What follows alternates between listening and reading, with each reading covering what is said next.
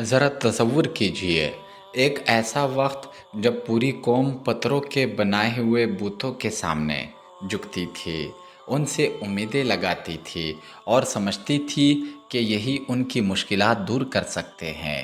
لیکن اسی اندھیرے میں ایک ایسا شخص کھڑا ہوا جس نے پوری قوم کے سامنے صرف ایک اللہ کی عبادت کی دعوت دی۔ ایک طرف پوری قوم تھی اور دوسری طرف اللہ کا ایک بندہ۔ ایک طرف طاقت اور حکومت تھی، دوسری طرف ایمان اور یقین تھا۔ پھر ایک وقت ایسا آیا کہ اسی شخص کو ایک ایسی آگ میں ڈالنے کا فیصلہ کیا جس کے شعلے بلند ہو رہے تھے، لیکن اللہ تعالیٰ نے اپنی قدرت سے آگ کو بھی اپنے حکم کا پابند بنا دیا۔ یہ عظیم شخصیت کون تھی؟ ناظرین، یہ عظیم شخصیت تھی اللہ کے نبی حضرت ابراہیم علیہ السلام۔ آئیے قرآن کریم کی روشنی میں حضرت ابراہیم علیہ السلام کا ایمان افروز واقعہ سنتے ہیں۔ حضرت ابراہیم علیہ السلام اللہ تعالیٰ کے عظیم پیغمبروں میں سے ہیں۔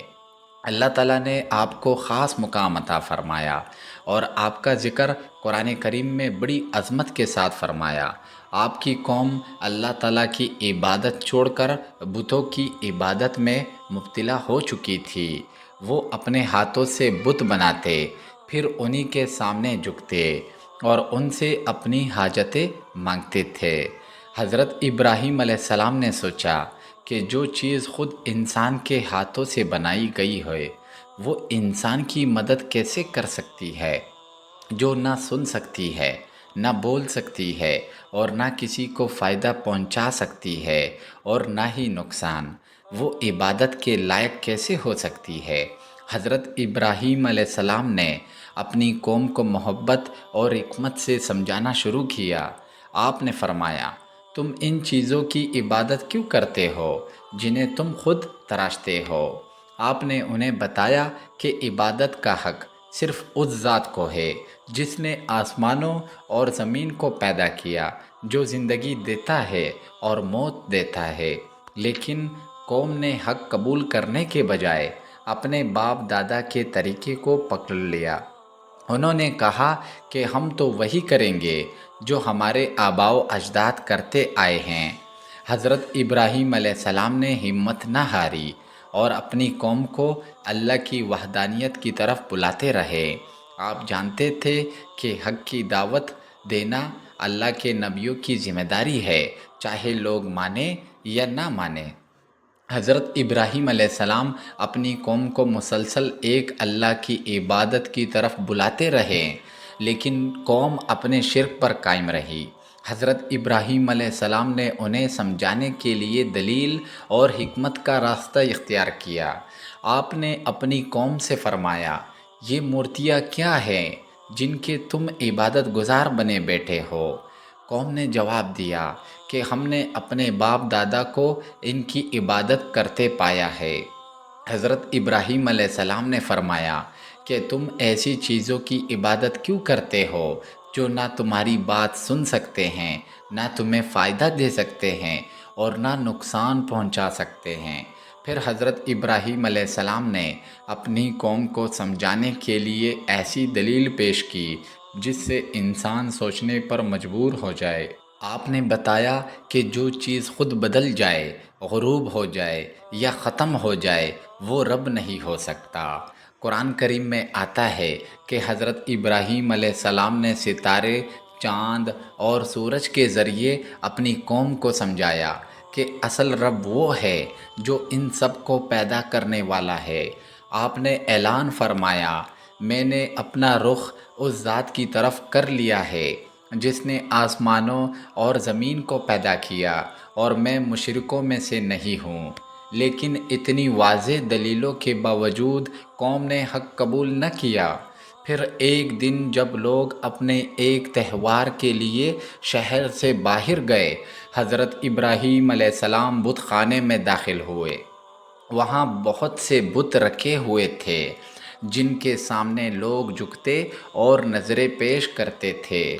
حضرت ابراہیم علیہ السلام نے ان بتوں کو دیکھا اور فرمایا، تمہیں کیا ہوا کہ تم کھاتے نہیں؟ تمہیں کیا ہوا کہ تم بولتے نہیں؟ لیکن وہ بے جان پتھر خاموش رہے۔ پھر حضرت ابراہیم علیہ السلام نے بڑے بت کے علاوہ باقی بتوں کو توڑ دیا اور کلاڑا بڑے بت کے پاس رکھ دیا۔ جب قوم واپس آئی تو انہوں نے دیکھا کہ ان کے معبود ٹوٹے ہوئے ہیں۔ وہ حیران ہو گئے اور کہنے لگے، ہمارے معبودوں کے ساتھ یہ کس نے کیا؟ لوگوں نے کہا کہ ایک نوجوان ہے جس کا نام ابراہیم ہے، وہ ہمیشہ ان بتوں کے خلاف بات کرتا ہے۔ حضرت ابراہیم علیہ السلام کو لوگوں کے سامنے لایا گیا۔ انہوں نے پوچھا، اے ابراہیم، کیا تم نے ہمارے معبودوں کے ساتھ یہ کیا ہے؟ حضرت ابراہیم علیہ السلام نے فرمایا، بلکہ یہ کام اس بڑے نے کیا ہوگا، ان سے پوچھ لو۔ اگر یہ بولتے ہیں۔ قوم کچھ دیر کے لیے خاموش ہو گئی، کیونکہ وہ جانتے تھے کہ یہ بت بول نہیں سکتا۔ قوم کے پاس کوئی جواب نہ تھا، لیکن حق کو ماننے کے بجائے انہوں نے ضد اور تکبر کا راستہ اختیار کیا۔ حضرت ابراہیم علیہ السلام نے انہیں دوبارہ سمجھایا کہ جن چیزوں کو تم اپنا معبود سمجھتے ہو وہ نہ تمہاری بات سن سکتے ہیں اور نہ تمہاری مدد کر سکتے ہیں۔ لیکن جب قوم کے پاس دلیل ختم ہو گئی تو انہوں نے طاقت کا سہارا لینے کا فیصلہ کیا۔ انہوں نے کہا، اسے جلا دو اور اپنے معبودوں کی مدد کرو اگر تمہیں کچھ کرنا ہے۔ یہ فیصلہ اس بات کی علامت تھا کہ جب انسان کے پاس حق کا جواب نہیں ہوتا وہ ظلم کی طرف چلا جاتا ہے۔ اسی زمانے میں ایک بادشاہ تھا جس نے حضرت ابراہیم علیہ السلام سے اللہ تعالیٰ کے بارے میں بحث کی، کیونکہ اللہ تعالیٰ نے اسے بادشاہی عطا کی تھی۔ حضرت ابراہیم علیہ السلام نے اسے اللہ کی طرف بلایا اور فرمایا، میرا رب وہ ہے جو زندگی دیتا ہے اور موت دیتا ہے۔ اس نے غرور سے کہا، میں بھی زندگی دیتا ہوں اور موت دیتا ہوں۔ حضرت ابراہیم علیہ السلام نے ایسی دلیل دی جس کا اس کے پاس کوئی جواب نہ تھا۔ آپ نے فرمایا، اللہ سورج کو مشرق سے نکالتا ہے، تم اسے مغرب سے نکال دو۔ یہ سن کر وہ شخص حیران رہ گیا اور کوئی جواب نہ دے سکا، لیکن اس کے باوجود وہ حق قبول کرنے کے لیے تیار نہ ہوا۔ پھر قوم نے حضرت ابراہیم علیہ السلام کو سزا دینے کے لیے ایک بہت بڑی آگ تیار کی۔ لوگوں نے لکڑیاں جمع کی اور آگ کو بہت بھڑکایا۔ وہ چاہتے تھے کہ حضرت ابراہیم علیہ السلام کو ختم کر دیا جائے، لیکن وہ نہیں جانتے تھے کہ جس اللہ نے حضرت ابراہیم علیہ السلام کو پیدا کیا ہے وہی ان کی حفاظت کرنے والا ہے۔ حضرت ابراہیم علیہ السلام کو آگ میں ڈالنے کا وقت آ گیا۔ دنیا کی نظر میں یہ ایک ناممکن صورتحال تھی، لیکن اللہ کے نبی کا بھروسہ اپنے رب پر تھا۔ اور پھر وہ لمحہ آیا جب اللہ تعالیٰ نے اپنی قدرت کا عظیم نشان دکھایا۔ حضرت ابراہیم علیہ السلام کو آگ میں ڈال دیا گیا۔ لوگ سمجھ رہے تھے کہ اب حضرت ابراہیم علیہ السلام کو کوئی نہیں بچا سکتا، لیکن وہ بھول گئے تھے کہ کائنات کا ہر نظام اللہ کے حکم سے چلتا ہے۔ جس اللہ نے آگ کو پیدا کیا وہی آگ کے اثر کو بدلنے پر بھی قادر ہے۔ پھر اللہ تعالیٰ کا حکم آیا، اے آگ، ابراہیم پر ٹھنڈی اور سلامتی والی ہو جا۔ اللہ تعالیٰ کے حکم کے سامنے آگ بھی بے اختیار ہو گئی۔ وہی آگ جو انسان کو نقصان پہنچا سکتی تھی، حضرت ابراہیم علیہ السلام کے لیے اللہ کے حکم سے سلامتی والی بن گئی۔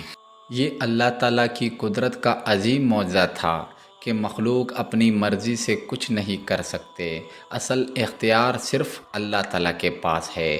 جب حضرت ابراہیم علیہ السلام اس آزمائش سے کامیاب ہو کر نکلے تو یہ پوری قوم کے لیے ایک واضح نشانی تھی کہ حق اللہ کے ساتھ ہے، لیکن جو لوگ ضد اور تکبر میں مبتلا ہوتے ہیں وہ بڑی سے بڑی نشانی دیکھ کر بھی ہدایت قبول نہیں کرتے۔ حضرت ابراہیم علیہ السلام نے اس آزمائش سے ہمیں یہ سبق دیا کہ اگر بندہ اللہ پر کامل یقین رکھے تو دنیا کی کوئی طاقت اسے نقصان نہیں پہنچا سکتی جب تک اللہ تعالیٰ نہ چاہے۔ حضرت ابراہیم علیہ السلام کی زندگی ہمیں سبق سکھاتی ہے کہ اللہ کی توحید پر مضبوطی سے قائم رہنا چاہیے۔